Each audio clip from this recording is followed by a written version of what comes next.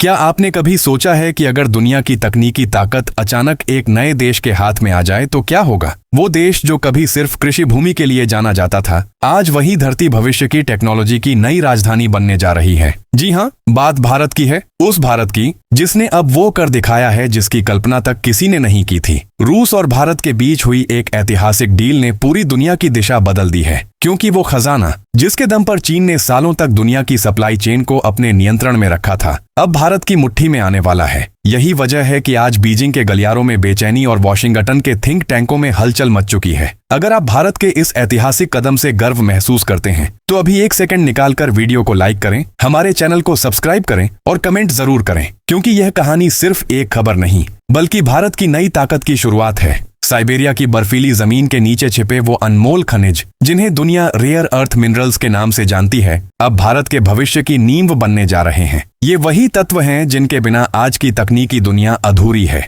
चाहे वह fighter jets के सेंसर हों, मोबाइल फोनों के चुंबक या फिर इलेक्ट्रिक कारों की बैटरियां। इन तत्वों के बिना कोई आधुनिक उपकरण संभव नहीं। और अब रूस ने अपनी इन कीमती खानों की चाबियां भारत के हाथों सौंप दी हैं। इस साझेदारी का अर्थ है अब कच्चा माल सीधे रूस से भारत आएगा, जहां भारतीय रिफाइनरी उसे उच्च गुणवत्ता वाले तकनीकी तत्वों में बदल देगी। यह सिर्फ व्यापार नहीं बल्कि रणनीतिक शक्ति का नया अध्याय है। रूस को पश्चिमी प्रतिबंधों से राहत मिलेगी और भारत को मिलेगा नया ऊर्जा समृद्ध बाजार। यह वह पल है जब भारत न केवल खरीदार है बल्कि सप्लाई चेन का असली नियंत्रक बनकर उभर रहा है। पिछले 2 दशकों से चीन ने रेयर अर्थ पर लगभग पूर्ण नियंत्रण बना रखा था। हर स्मार्टफोन, हर इलेक्ट्रिक वाहन, हर मिसाइल गाइडेंस सिस्टम में चीन की मुहर लगी होती थी। लेकिन अब यह एकाधिकार टूटने की कगार पर है। भारत और रूस के बीच हुई इस साझेदारी ने उस दीवार में पहली दरार डाल दी है। एक ऐसी सप्लाई लाइन जो अब तक बीजिंग पर निर्भर थी, धीरे धीरे दिल्ली के भरोसे शिफ्ट हो रही है। दुनिया के पावर सेंटर में यह बदलाव इतना गहरा है कि कई वैश्विक राजधानियों में खामोशी छा गई है। हर जगह एक ही सवाल घूम रहा है, क्या यह सिर्फ आर्थिक साझेदारी है या यह वैश्विक राजनीति का नया मोड़?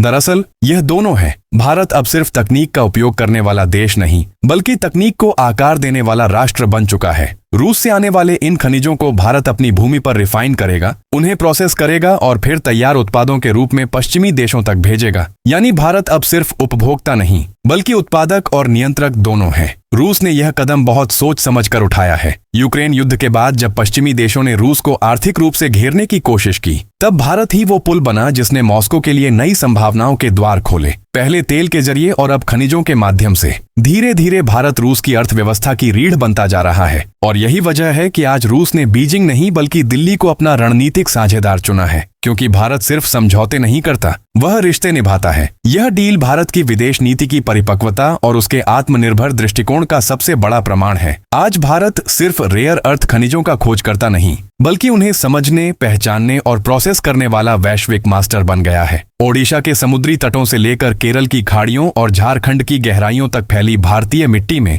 वे खनिज मौजूद हैं जो आने वाले समय में विश्व अर्थव्यवस्था की धड़कन बनने वाले हैं। अब जरा सोचिए, रूस से कच्चा माल भारत आएगा, यहाँ उसे रिफाइन किया जाएगा और फिर वही तैयार उत्पाद यूरोप, जापान और अमेरिका जैसे विकसित देशों में बेचे जाएंगे। इसका मतलब यह है कि भारत अब पूरी सप्लाई चेन का केंद्र बन चुका है। यह बदलाव सिर्फ आर्थिक नहीं बल्कि भू राजनीतिक है। यह वह क्षण है जब भारत की इंजीनियरिंग, तकनीक और औद्योगिक क्षमता एक साथ मिलकर एक नया अध्याय लिख रही है। और चीन, उसके लिए यह खबर किसी भूकंप से कम नहीं। कभी वही चीन था जो दुनिया को धमकी देता था कि अगर अमेरिका ने ताइवान का साथ दिया तो वह रेयर अर्थ की सप्लाई रोक देगा। लेकिन अब हालात पलट चुके हैं। पर्दे के पीछे भारत और रूस चुपचाप ऐसी रणनीति तैयार कर चुके हैं जो बीजिंग की नींव हिला चुकी है। अमेरिका ने भी इस डील को रोकने की कोशिश की, लेकिन भारत ने साफ शब्दों में कहा, हम अपनी नीति खुद तय करेंगे। अब भारत किसी की शर्तों पर नहीं, अपने दम पर आगे बढ़ रहा है। यही असली ताकत है, यही आत्मनिर्भर भारत की पहचान है। दुनिया देख रही है कि कैसे भारत अब सिर्फ एक बाजार नहीं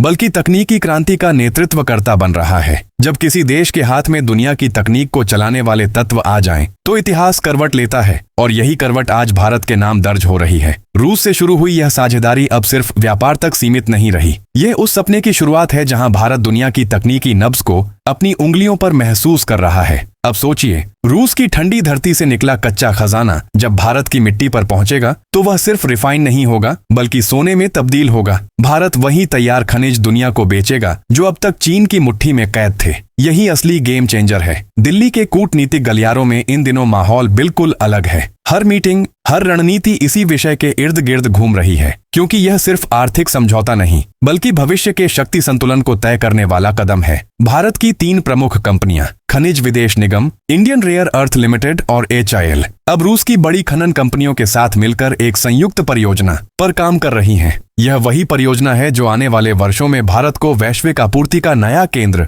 बना सकती है। रूस ने यह भरोसा यूं ही नहीं जताया। यूक्रेन युद्ध के बाद जब पश्चिमी देशों ने रूस पर आर्थिक और व्यापारिक प्रतिबंध लगाए, तब भारत ही था जिसने मॉस्को को नया रास्ता दिखाया। पहले तेल के व्यापार से और अब खनिजों के सौदे से धीरे धीरे भारत रूस की आर्थिक रीढ़ बन गया। यही वजह है कि आज रूस ने चीन के बजाय भारत को चुना, क्योंकि भारत सिर्फ दोस्त नहीं, भरोसे का पर्याय है। यह डील इस बात का प्रतीक है कि भारत अब वैश्विक शक्ति समीकरणों में सिर्फ दर्शक नहीं बल्कि निर्णायक भूमिका निभा रहा है। भारत की लैब्स और रिफाइनरीज में अब वह शक्ति आ चुकी है जो किसी भी खनिज को कच्चे से खजाने में बदल दे। ओडिशा और केरल के समुद्र तटों से लेकर झारखंड की धरती के भीतर तक फैले रिसर्च सेंटर इस मिशन की रीढ़ हैं। यहाँ से भारत न केवल अपने देश की जरूरतें पूरी करेगा बल्कि दुनिया को भी उच्च गुणवत्ता वाली रेयर अर्थ सामग्री सप्लाई करेगा। इसका सीधा मतलब है अब भारत सप्लाई चेन का उपभोक्ता नहीं बल्कि कंट्रोलर बन चुका है। रूस से आने वाले इन तत्वों में शामिल हैं नियोडिमियम, डिस्प्रोशियम और टर्बियम, जो सुपर मैग्नेट, लेजर सिस्टम और मिसाइल गाइडेंस टेक्नोलॉजी के लिए अनिवार्य हैं। भारत अब ओडिशा और गुजरात में नए रेयर अर्थ प्रोसेसिंग प्लांट तैयार कर रहा है, जहां ये तत्व अपने सबसे शुद्ध रूप में तैयार होंगे। ये तैयार उत्पाद यूरोप, जापान और दक्षिण कोरिया जैसे देशों तक भेजे जाएंगे। मतलब अब हाईटेक इंडस्ट्री की डोर धीरे धीरे दिल्ली के हाथों में आने लगी है। इसका सबसे बड़ा असर भारत के रक्षा क्षेत्र पर पड़ेगा। अब भारतीय सेना को अपने मिसाइल सिस्टम, रडार या फाइटर जेट्स के लिए चीन की सप्लाई का इंतजार नहीं करना पड़ेगा। DRDO और HIL जैसी संस्थाओं को पहली बार पूरी तरह भारतीय रिफाइंड सामग्री मिलने जा रही है। अब भारत के हथियार पूरी तरह मेड इन इंडिया की मुहर के साथ तैयार होंगे। कभी जो तकनीक चीन की मुट्ठी में थी, अब वह भारत की हथेली में है। और यही वह पल है जो आने वाले दशकों में भारत की सैन्य ताकत को एक नई ऊंचाई देगा। रूस को भी इस साझेदारी से अपार लाभ मिलेगा। अरबों डॉलर मूल्य के खनिज जो अब तक पश्चिमी प्रतिबंधों के कारण रूस के भंडारों में जमे पड़े थे, अब भारत के रास्ते से होकर वैश्विक बाजारों तक पहुंचेंगे। इस व्यापार का सबसे दिलचस्प पहलू यह है कि यह सौदा डॉलर में नहीं बल्कि रुपया रूबल प्रणाली पर आधारित है, यानी हर लेन देन अमेरिका की मुद्रा से बाहर रहेगा। इससे न केवल डॉलर की पकड़ कमजोर होगी बल्कि विश्व अर्थव्यवस्था का पूरा समीकरण बदल जाएगा। अमेरिकी विश्लेषक अब इस गठबंधन को न्यू कमोडिटी अलायंस का नाम दे रहे हैं, क्योंकि भारत और रूस की यह साझेदारी केवल व्यापारिक नहीं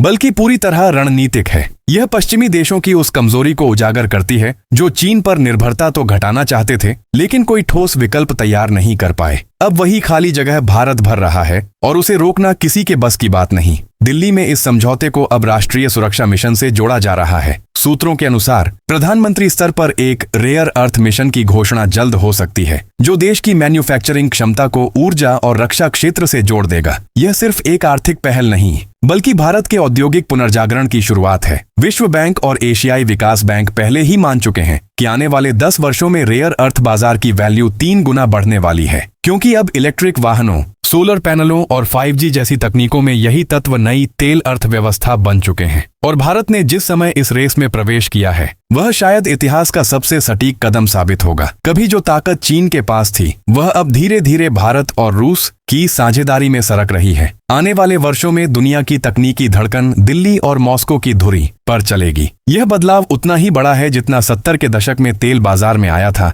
जब ओपेक देशों ने पूरी वैश्विक अर्थव्यवस्था हिला दी थी। फर्क बस इतना है कि तब खेल तेल का था, अब खनिजों का है और मैदान भारत के पास है। कहानी अब अपने सबसे दिलचस्प मोड़ पर पहुंच चुकी है। भारत और रूस की यह डील सिर्फ एक आर्थिक साझेदारी नहीं बल्कि आने वाले दशक की विश्व राजनीति को पुनर्लेखित करने वाली शक्ति बन गई है। रूस ने भारत पर भरोसा करके जो कदम उठाया है उसने दुनिया की ताकतों का पूरा संतुलन हिला दिया है। आज पहली बार ऐसा हो रहा है कि वैश्विक तकनीकी आपूर्ति का नियंत्रण पश्चिम या चीन के पास नहीं बल्कि भारत के पास केंद्रित हो रहा है। यह वही भारत है जिसे कभी सिर्फ उपभोक्ता बाजार कहा जाता था, लेकिन अब वही बाजार निर्माता और नियंत्रक बन चुका है। भारत और रूस मिलकर एक ऐसा नया सप्लाई नेटवर्क बना रहे हैं जो मध्य एशिया से लेकर वियतनाम, इंडोनेशिया और अफ्रीका तक फैलेगा। यह नेटवर्क चीन की बेल्ट एंड रोड पहल को सीधी चुनौती देगा। यानी इतिहास में पहली बार बीजिंग की आर्थिक रणनीति को भारत की धरती से जवाब मिल रहा है। यह बदलाव महज व्यापार का नहीं बल्कि कूटनीतिक स्वाभिमान का प्रतीक है। अब भारत किसी की शर्तों पर नहीं बल्कि अपनी नीति और अपनी क्षमता पर आगे बढ़ रहा है। अमेरिका की स्थिति फिलहाल असमंजस भरी है। वॉशिंगटन के गलियारों में बैठकों का माहौल बदला हुआ है। रिपोर्टें बताती हैं कि व्हाइट हाउस में भारत की इस नई आर्थिक नीति पर गहरी चिंता जताई जा रही है। अमेरिका जानता है कि यह वही नीति है जो उसके दशकों पुराने आर्थिक प्रभुत्व को धीरे धीरे खत्म कर सकती है, क्योंकि जब तकनीक, ऊर्जा और खनिज तीनों पर किसी एक देश की पकड़ बन जाती है तो शक्ति संतुलन स्वाभाविक रूप से उसी की ओर झुक जाता है। भारत ने अपने कदम बेहद सोच समझकर उठाए हैं। तेल, गैस, कोयला और अब रेयर अर्थ, हर रणनीतिक संसाधन पर भारत की पकड़ लगातार मजबूत होती जा रही है। रूस के साथ हुआ यह समझौता इस सफर की सबसे बड़ी उपलब्धि है। यह सिर्फ एक व्यापार नहीं बल्कि एक संदेश है कि अब भारत को न तो कोई रोक सकता है और न ही उसे किसी पर निर्भर रहना पड़ेगा। चीन के लिए यह खबर किसी भूचाल से कम नहीं।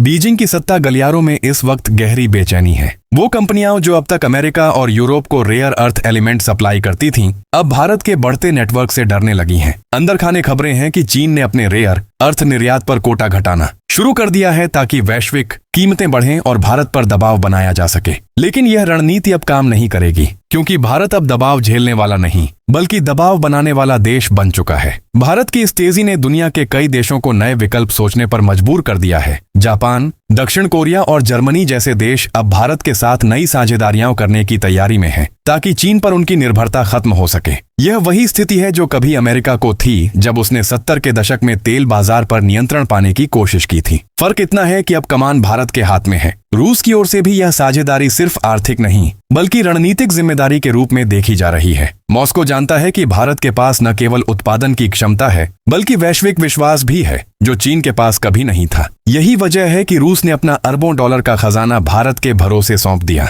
इस साझेदारी का एक और बड़ा पहलू है रुपया रूबल व्यवस्था, जिसके चलते अब व्यापार अमेरिका की मुद्रा से पूरी तरह अलग हो गया है। इससे डॉलर की पकड़ ढीली पड़ने लगी है और भारत की वित्तीय साख नई ऊंचाइयों पर पहुंच रही है। विश्व बैंक के कई विश्लेषक मानते हैं कि आने वाले वर्षों में यह प्रणाली एशिया की नई आर्थिक रीढ़ बनेगी। यह वही पल है जब भारत ने न सिर्फ आर्थिक बल्कि मुद्रा स्तर पर भी आत्मनिर्भरता की दिशा में निर्णायक कदम बढ़ाया है। दुनिया की निगाहें अब भारत पर टिक चुकी हैं। हर अंतर्राष्ट्रीय फोरम पर चर्चा का केंद्र यही सवाल है, क्या भारत अगले दशक का नया टेक हब बन सकता है? और जवाब है हाँ, क्योंकि भारत ने केवल खनिजों में नहीं बल्कि मानव संसाधन, तकनीकी बुद्धिमत्ता और रणनीतिक दूरदृष्टि में भी खुद को सिद्ध कर दिया है। भारत की कंपनियां अब सिर्फ स्थानीय उत्पादन नहीं बल्कि वैश्विक सप्लाई और रिसर्च हब बनने की राह पर हैं। यह साझेदारी उन देशों के लिए भी उम्मीद की किरण है जो चीन की आक्रामक नीतियों से परेशान हैं। भारत अब उनके लिए भरोसेमंद साझेदार के रूप में उभर रहा है, एक ऐसा देश जो न दबाव में आता है न पीछे हटता है, और यही भारत की असली शक्ति है। अब सवाल सिर्फ इतना रह जाता है, क्या यह सब सिर्फ शुरुआत है? जवाब है बिल्कुल, क्योंकि भारत ने जो चाल चली है वह आने वाले 20 वर्षों में दुनिया की राजनीति, अर्थव्यवस्था और तकनीकी ढांचे को पूरी तरह बदल देगी। भारत अब न केवल रेयर अर्थ का नया सम्राट है बल्कि विश्व व्यवस्था का नया केंद्र भी बन चुका है। तो दोस्तों, अगर आपको लगता है कि भारत सचमुच दुनिया की नई शक्ति बन रहा है तो इस वीडियो को लाइक करें, चैनल को सब्सक्राइब करें और कमेंट में लिखें भारत विश्व गुरु बन रहा है, ताकि पूरी दुनिया जाने कि हम अब सिर्फ देख नहीं रहे बल्कि इतिहास को लिख रहे हैं।